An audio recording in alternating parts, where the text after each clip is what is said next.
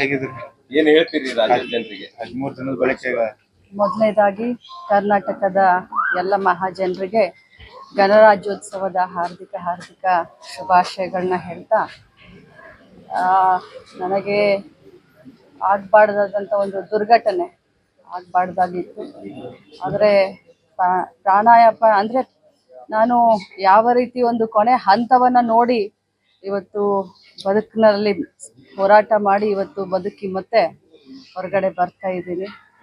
ಇದಕ್ಕೆಲ್ಲ ನಮ್ಮ ಹಿರಿಯರ ಒಂದು ಆಶೀರ್ವಾದ, ನಮ್ಮ ತಂದೆ ತಾಯಿಗಳ ಆಶೀರ್ವಾದ, ಮತ್ತು ನಾನು ಈ ಸಂದರ್ಭದಲ್ಲಿ ಬಹಳಷ್ಟು ಜನರಿಗೆ ನಾನು ಧನ್ಯವಾದವನ್ನು ಹೇಳಲಿಕ್ಕೆ ಬಯಸ್ತೇನೆ. ಯಾಕಂದರೆ ಇಂಥ ಒಂದು ಜೀವನದ ಒಂದು ಹೋರಾಟದ ಸಂದರ್ಭದಲ್ಲಿ ರಾಜ್ಯದ ಎಲ್ಲ ಮಠಮಾನ್ಯರು, ಮಠಾಧೀಶರು, ಪೂಜ್ಯರು ನನಗೆ ಬಂದು ಶೀಘ್ರ ಗುಣಮುಖ ಆಗಲಿ ಅಂತ ಹೇಳಿ ನನಗೆ ಆಶೀರ್ವಾದ ಮಾಡಿದ್ದು ನನಗೆ ಬಹಳಷ್ಟು ಶಕ್ತಿಯನ್ನು ಮತ್ತು ಧೈರ್ಯವನ್ನು ತಂದುಕೊಟ್ಟಿತು. ಜೊತೆಯಲ್ಲಿ ನಮ್ಮ ರಾಜ್ಯದ ಮುಖ್ಯಮಂತ್ರಿಗಳು, ಸಚಿವ ಸಂಪುಟದ ಎಲ್ಲ ಸದಸ್ಯರು, ವಿಧಾನ ಪರಿಷತ್ ಸದಸ್ಯರು, ಎಲ್ಲ ಶಾಸಕರು, ಹಾಲಿ ಮಾಜಿ ಶಾಸಕರು, ಮಂತ್ರಿಗಳು, ಉಪಮುಖ್ಯಮಂತ್ರಿಗಳು, ನಮ್ಮ AICC ಜನರಲ್ ಸೆಕ್ರೆಟರಿಗಳಾದಂಥ ಸುರ್ಜೇವಾಲಾ ಅವರು ವಿಶೇಷವಾಗಿ ನನ್ನ ಆರೋಗ್ಯವನ್ನು ಹೇಗಿದೆ ಅಂತ ವಿಚಾರಿಸಲಿಕ್ಕೆ ಇಲ್ಲಿವರೆಗೆ ಬಂದು ನನಗೆ ಧೈರ್ಯವನ್ನು ಹೇಳಿದರು. ಅವ್ರಿಗೂ ಕೂಡ ನಾನು ಧನ್ಯವಾದವನ್ನು ತಿಳಿಸ್ತೀನಿ. ಜೊತೆಯಲ್ಲಿ ನನ್ನ ಪುಣ್ಯವೋ ಏನೋ ಗೊತ್ತಿಲ್ಲ, ರವಿ ಪಾಟೀಲ್ ಅವರು, ವಿಜಯ ಹಾಸ್ಪಿಟಲ್ನ ಎಲ್ಲ ಡಾಕ್ಟರ್ಗಳಾಗಿರ್ಬೋದು, ಸಿಬ್ಬಂದಿಗಳಾಗಿರ್ಬೋದು, ನನಗೆ ಒಂದು ಕ್ಷಣ ಕೂಡ ಇಂಥ ಒಂದು ದೊಡ್ಡ ಅಪಘಾತ ಆಗಿದೆ, ಇಂಥ ಒಂದು ಇಂಜುರಿ ಆಗಿದೆ ಅನ್ನೋದನ್ನ ನನಗೆ ಒಂದು ಕ್ಷಣಕ್ಕೂ ಕೂಡ, ಡಾಕ್ಟರ್ ಎಲ್ಲಿದ್ದಾರೆ, ಒಂದು ಕ್ಷಣಕ್ಕೂ ಕೂಡ ನನಗೆ ಆ ಒಂದು ಭಾವನೆಯನ್ನು ತರಲಿಲ್ಲ. ನನಗೆ ಕ್ಷಣದಲ್ಲೂ ನನಗೆ ಧೈರ್ಯವನ್ನು ತುಂಬಿದ್ರು.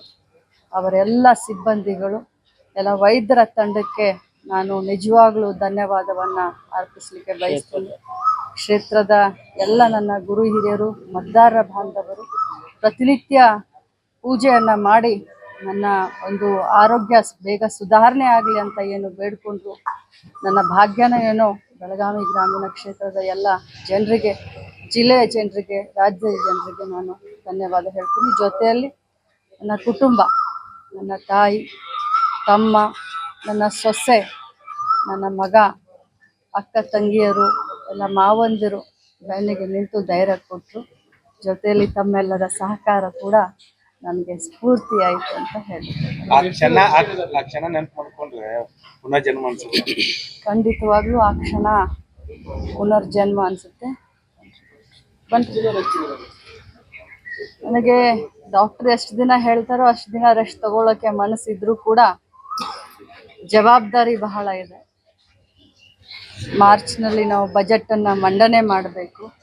ರಾಜ್ಯದಲ್ಲಿ ಮಹಿಳಾ ಮಕ್ಕಳ ಕಲ್ಯಾಣ ಇಲಾಖೆ ಭಾಳ ಒಳ್ಳೆಯ ರೀತಿಯಿಂದ ಕೆಲಸ ಮಾಡ್ತಾ ಇದೆ. ಈಗಾಗಲೇ ನಾನು ವಿಡಿಯೋ ಕಾನ್ಫರೆನ್ಸ್ ಮೂಲಕ ನಾನು ಕೆಲಸ ಮಾಡ್ತಾ ಇದ್ದೀನಿ. ಅವರು ನನಗೆ ಇದಾದ ಮೇಲೆ 2 ವಾರ 3 ವಾರ ನನಗೆ ರೆಸ್ಟ್ ಅಂತ ಹೇಳ್ತಾ ಇದ್ದಾರೆ.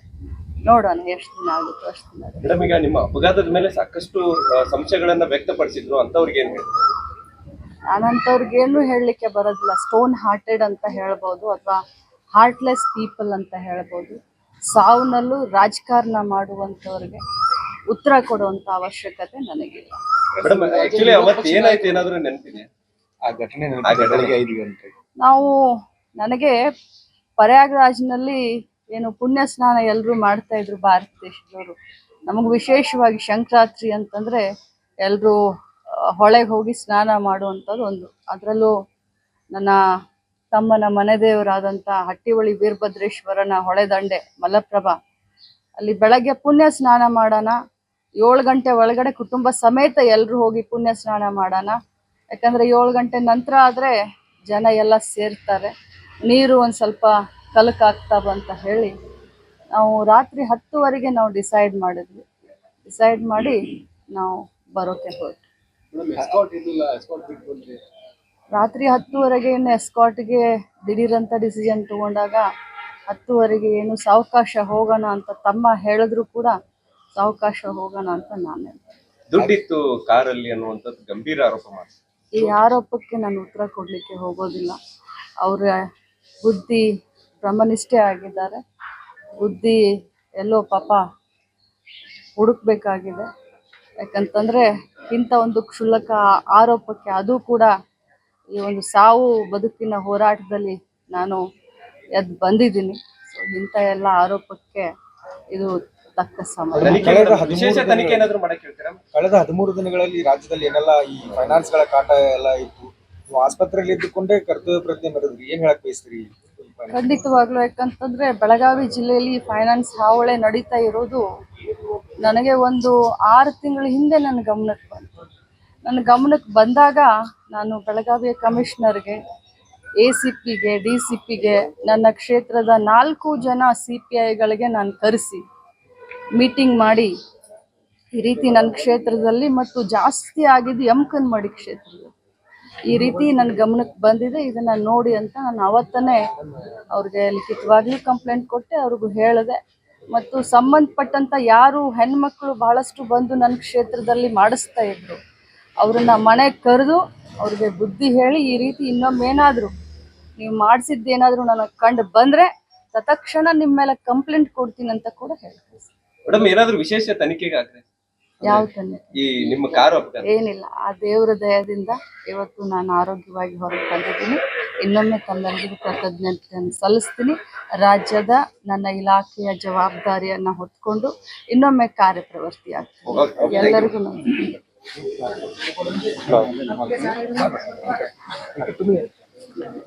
ಇದು.